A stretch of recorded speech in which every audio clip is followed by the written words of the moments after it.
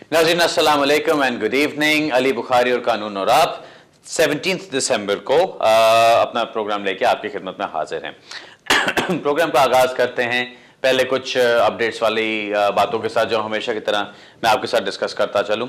एक तो ये चीज़ के 13 दिसंबर की जो चेंजेस थी वो अब किक इन कर चुकी हुई हैं।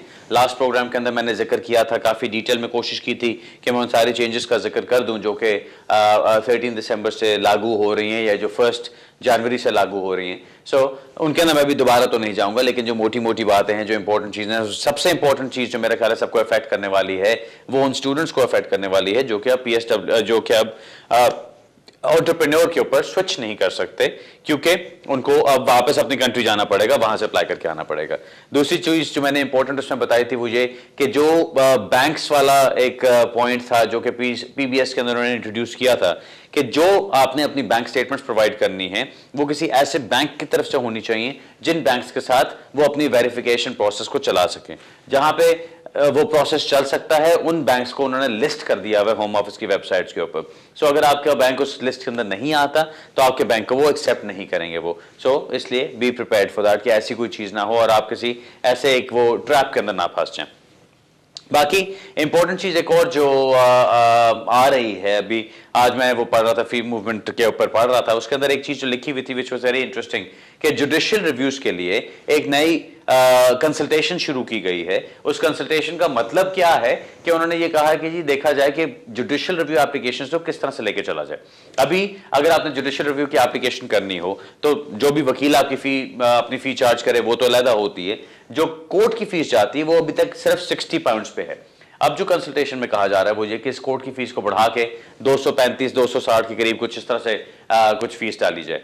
फिर जो ओरल हियरिंग्स हम करते हैं जो कि जिसको हम रिन्यूअल हियरिंग कहते हैं, अब वो क्या बात होती है, आपने जुडिशियल रिव्यू एप्लीकेशन की जो कि आपकी पेपर्स के ऊपर होती है।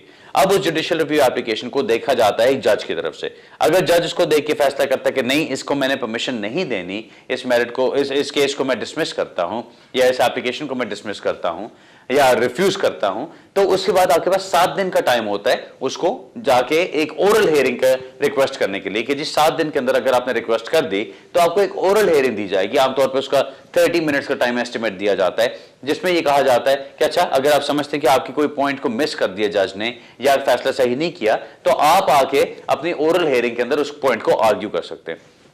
अब वहां जाके हम उसको करते हैं। फिर अब जो चीज एक और कही जा रही है वो ये कि जिन केसेस के अंदर ये चीज कह दी गई है कि the claim is totally without merit, यानी इसके अंदर बिल्कुल कोई जान नहीं है, जुडिशियल रिव्यू एप्लीकेशन को रिफ्यूज करते हुए अगर ये चीज कही गई है तो उनके लिए भी ओरल हियरिंग को खत्म कर दिया जाए।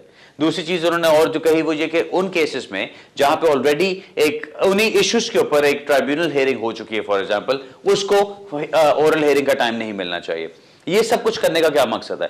मैं हमेशा एक बात कहता हूं और आज भी फिर मैं वो उसी बात को रिपीट करना चाहता हूं, जो भी सख्तियां आती हैं लॉ के अंदर वो सब एक रिएक्शन के तौर पे आ रही हैं। वो रिएक्शन क्या है या क्यों है? वो इसलिए है कि लोग इतना अब्यूज करते हैं एक चीज को कि उसके बाद उनको कोई ना कोई ऐसी चीज लानी पड़ती है कि उस अब्यूज को रोका जाए। अब जुडिशियल रिव्यूज की क्या बात है, मैंने कुछ अर्सा पहले एक जिक्र किया था कि एक वार्निंग आई है हाई कोर्ट की तरफ से, एक उन्होंने प्रैक्टिस डायरेक्शन दी है, उसके अंदर उन्होंने वार्निंग ये दी है कि जो लोग last minute judicial review applications करेंगे जिनके अंदर कोई मेरिट नहीं है, या जो फर्म्स वो एप्लीकेशंस करेंगी जिनके अंदर कोई मेरिट नहीं है, उन फर्म्स को वो एक नेम एंड शेम कैंपेन का हिस्सा बनाया जाएगा।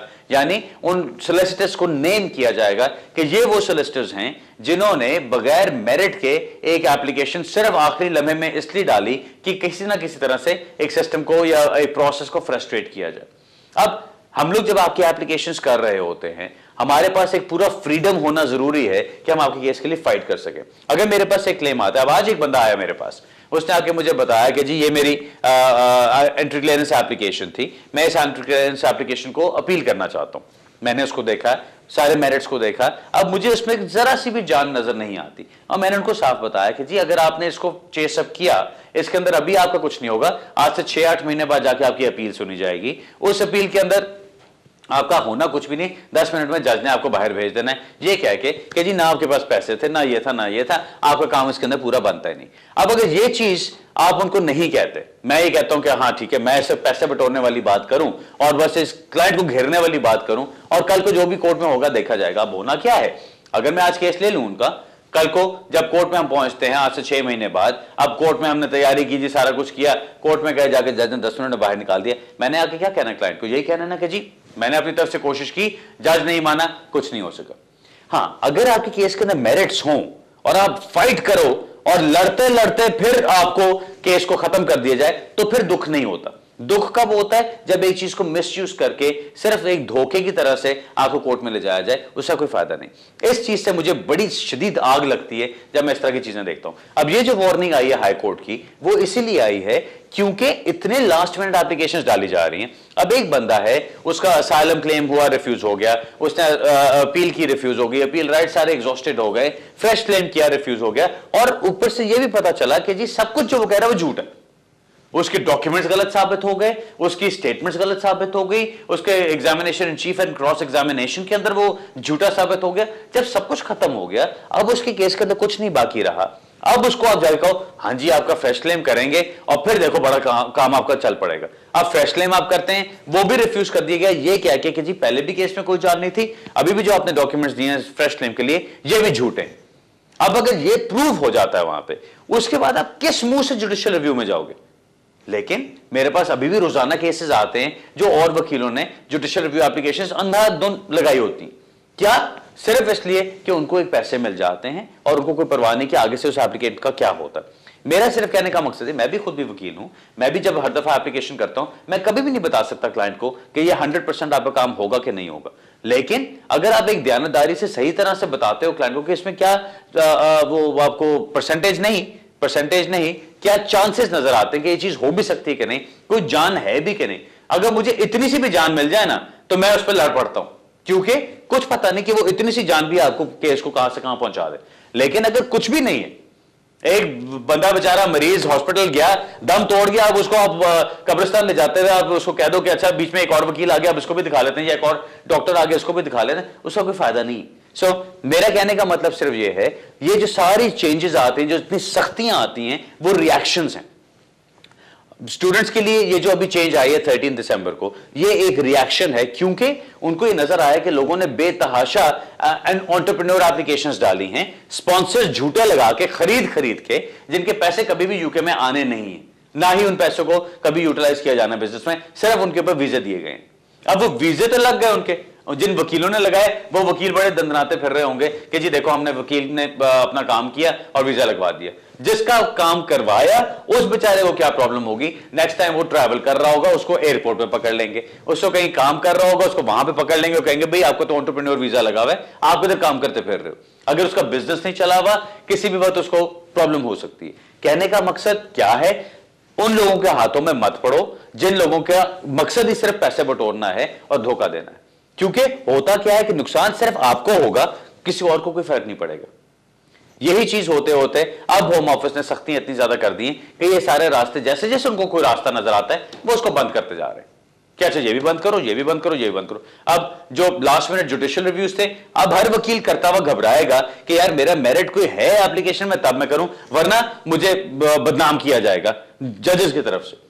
ऑब्वियसली बंदा नहीं चाहता है कि उसका नाम कहीं पे भी खराब हो। कुछ लोग होते हैं मेरे ख्याल है वो कहते हैं कि जी जितना बदनाम होंगे तो क्या नाम ना होगा। सो वही चीज है कि वो उस तरह चलते रहेंगे, लेकिन हर दफा इस तरह की चीज अच्छी नहीं होती। जो जुडिशियल रिव्यूज की बात है, जो एंटरप्रेन्योर्स की बात है, जो स्पाउस वीजास के साथ पहले होता रहा, जो यूरोपियन केस वर्क के अंदर हो रहा है, जो शादियों के साथ हो रहा है, ये सारी वो चीजें जिनको अब्यूज को एक रिटेलिएशन के तौर पे अब उसको होम ऑफिस से सख्तियां की जा रही। एनीवे, कहने का मकसद मेरा सिर्फ आज बताने की जो बात थी वो ये थी कि चेंजेस जो आ रही हैं वो सख्त हैं और रिटेलिएशन के तौर पे आ रही हैं। अपनी जो भी अगर आपको कोई गलत काम करने को कहता है, कोई गलत रास्ते पे चलने को कहता है कि यार ये शॉर्टकट है, ऐसे कर लेंगे वैसे कर लेंगे, प्लीज उस तरफ मत जाइए। इन शॉर्टकट्स का कोई फायदा नहीं होता, आपका केस खराब होता है और कल को कानून में और ज्यादा सख्ती आएगी, आपके लिए और मुश्किल होगा, तब तक कि जब तक बिल्कुल गला घोंट ना दिया जाए और आपके लिए कोई भी रास्ता ना बचे और फिर बंदा कहे यार अब तो बाकी कुछ नहीं बचा, यहाँ पे निकलो यहाँ से। वो नौबत आने से पहले बेहतर है कि किसी सही तरह से चले। मेरा ख्याल है मेरा लेक्चर कुछ ज्यादा लंबा हो गया, फोन कॉल की तरफ चलते हैं जी। हेलो अस्सलाम वालेकुम। वालेकुम सलाम। भाई मुझे 2 सवाल छोटे छोटे पूछने हैं। बताइए। ये कि मैं बड़ी कंफ्यूजन हुई भी है नेशनैलिटी के लिए जो एप्लीकेशन करनी है उसके ऊपर मेरे साइन तो होंगे, दूसरा मेरे हस्बैंड के भी साइन चाहिए स्पाउस वीजे के लिए ना। अच्छा। मेरे हस्बैंड के साइन भी चाहिए कि नहीं चाहिए, और दूसरी बात ये है कि मुझे पता है उनका पासपोर्ट जाएगा मेरे हस्बैंड का साथ, उसके अलावा उनका क्या लगेगा। और तीसरी बात ये कि वो जो सेरेमनी करते हैं उसमें क्या कोई इंटरव्यू होता है या क्या होता है। और तीसरी बात ये है कि आप मैनचेस्टर कब आ रहे हैं, बिकॉज लंदन आना थोड़ा डिफिकल्ट है। बाकी क्योंकि आपके सारे केस हमने करवाए हैं माशाल्लाह कामयाब हुए हैं। पहले IRR मेरा, फिर जब वो क्या इंडेफिनेट मिला, अभी नेशनलिटी अप्लाई करने लगे हैं। मेरी फ्रेंड्स आती हैं, हमने 2000 दिया हमारा काम नहीं हुआ, हमने 3000 दिया हमारा काम नहीं हुआ। मैं कहती हूँ अली भाई के पास जाओ, थोड़े से पैसे लेते हैं और काम भी माशाल्लाह हो जाता है। जबरदस्त जबरदस्त, वेरी गुड। ये मेरी सबसे अच्छी मार्केटिंग है। Thank you very much. मैं आपको जवाब देता हूँ, आप गौर से सुनिए। सबसे पहली चीज जो आपका मैनचेस्टर वाला सवाल है, मैनचेस्टर में पिछले वीकेंड गया हुआ था। अभी ये जो वीकेंड गुजरा है इसमें तो मैं बर्मिंघम में था, वहां पे बहुत सारे लोगों से मुलाकात हुई। उससे पिछला वीकेंड में मैनचेस्टर में था। सो अब मेरा मैनचेस्टर का प्रोग्राम छुट्टियों के बाद ही होगा। छुट्टियां शुरू हो रही है 21 तारीख से, इसके बाद जनवरी में अब मैनचेस्टर में आऊंगा। सो आप सिर्फ इतना करेंगे, अगर आप मिलना चाहते हैं तो आप अपना नंबर छोड़ दीजिए दफ्तर में। मेरा यही होता है कि जब इतने नंबर जमा हो जाते हैं कि मुझे कोई वो कहें कि जी एक दिन आप आ जाओ वहां पे, तो जो भी दिन कहेंगे मैं उस दिन पे फिर आ जाऊंगा, अगर मेरा कोर्ट में बिजी नहीं हो तो। सो हम उस तरह से पे कर सकते हैं। आप अपना नंबर छोड़ दीजिए, फिर हम एक दिन सेट करके मिल लेंगे आके। सो एक तो वो बात होगी। जो दूसरा आपने नेशनलिटी वाला पूछा जी, हस्बैंड के सिग्नेचर्स की सिर्फ एक जगह है, वो आपकी जब इंडेफिनिट लीव की एप्लीकेशन जानी होती है उसके अंदर। आपको जब नेशनलिटी की एप्लीकेशन आपने करनी है, वो उस फॉर्म के ऊपर हस्बैंड की सिग्नेचर्स की जरूरत नहीं है। उसके अंदर आपने सिर्फ हस्बैंड का पासपोर्ट साथ लगाना है, अपना मैरिज सर्टिफिकेट साथ लगाना है, एंड दैट्स इट। और आपको कुछ और हस्बैंड की तरफ से लगाने की जरूरत नहीं है। कुछ आपने उनके कोई पे स्लिप्स नहीं लगानी, कोई और लेटर ऑफ सपोर्ट नहीं लगाना, कुछ ऐसी चीज नहीं करनी। यू सिंपली हैव टू से कि जी आपकी मैरिज अभी भी चल रही है, इस मैरिज की बेस पे आपको इंडेफिनिट लीव मिली थी और अभी भी आप हस्बैंड के साथ हैं, इसलिए 3 इयर्स के बाद आप अपना अप्लाई कर सकती हैं जो आपकी नेशनलिटी के लिए आपने अप्लाई करना है।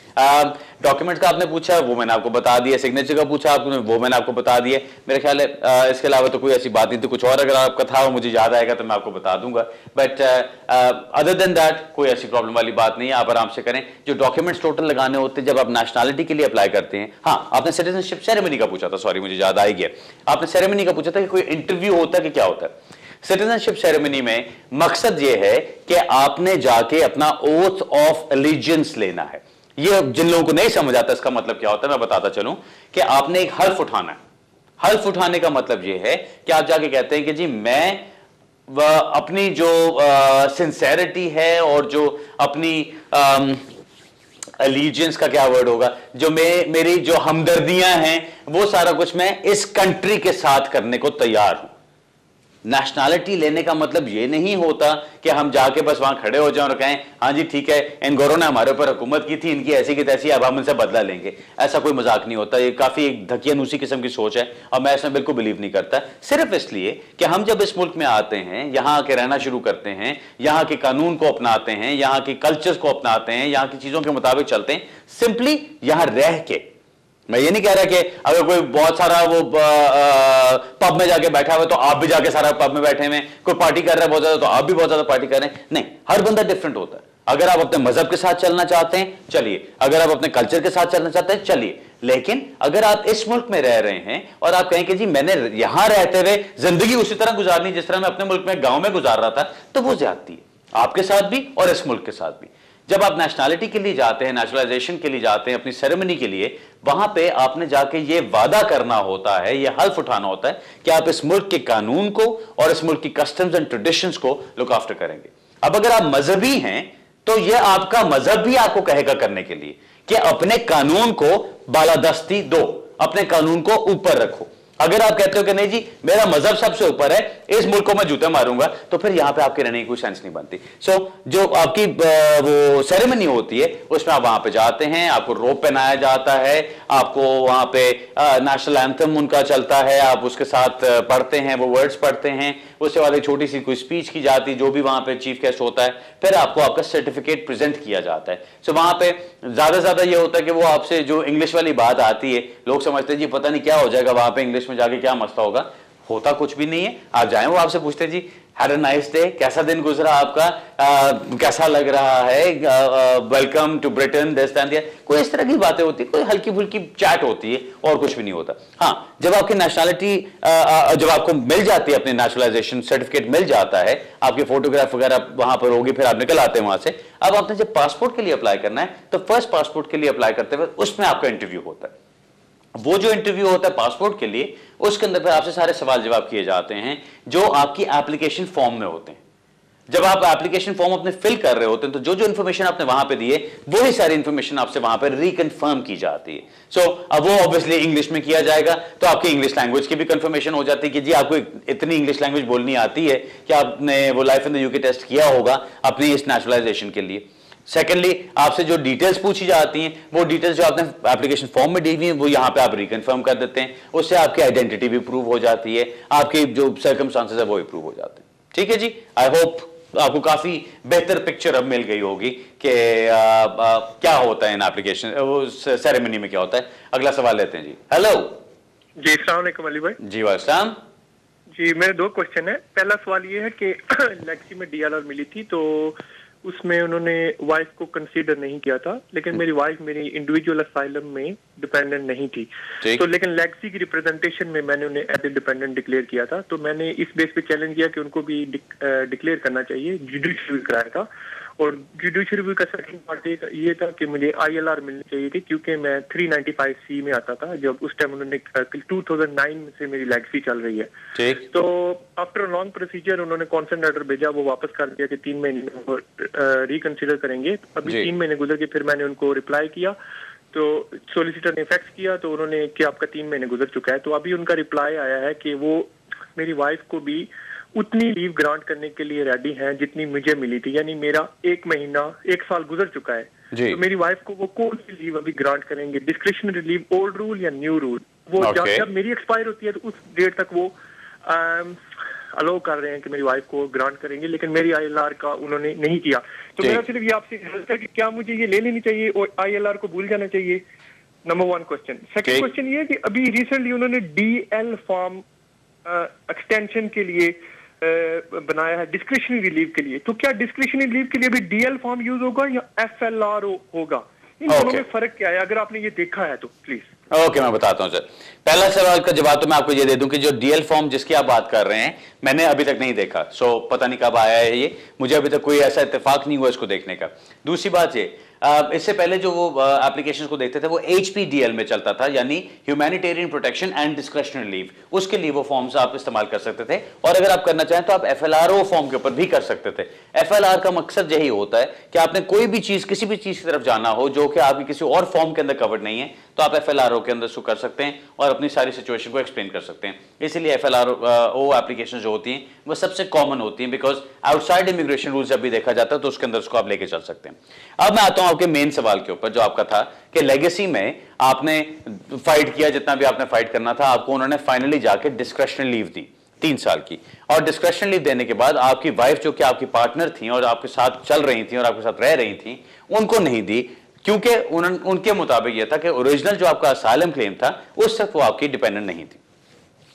बात तो जो लेगेसी वाली है, मैं पहले सबसे मोटी बात जो बताने वाली है, जो समझने वाली है, वो सबसे जो इंपॉर्टेंस जिस चीज की है वो ये है, लेगेसी की कोई कानून लिखा हुआ नहीं है।